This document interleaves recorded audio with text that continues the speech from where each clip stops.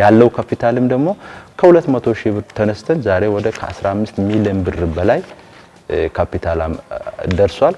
በፊት በኩርኩርና በአህያ ጋሪ በባጃጅ ለአካባቢ ህዝብ እናደርስ ነበር። ዛሬ ላይ ደግሞ ተቋሙ የራሱ የሆነ ሰርቪስም ሁሉ ገዝቷል።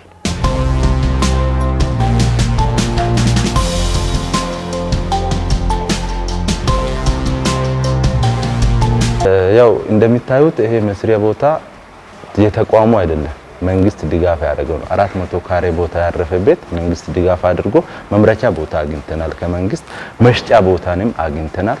የተለያዩ ባዛሮችንና ኤግዚቢሽኖቹ እንድንሳተፍና ገበያ ተደራሽነት ለማድረግ ማስታወቂያ እያደረገ መንግስት በብዙ ነገር እየደገፈ ነው።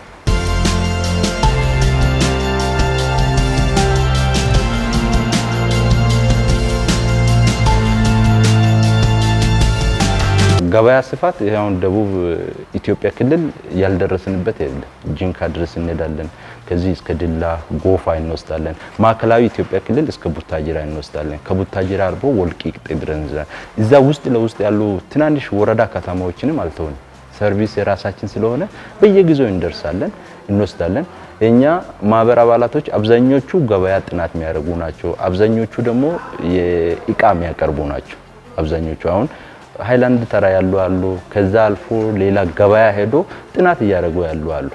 ደንበኛ ጋር ደርሶ ትዕዛዝ ወስዶ የሚመጡ አሉና በዛ የለም የተባለበት ቦታ በየጊዜው ጭነን እንገባለን።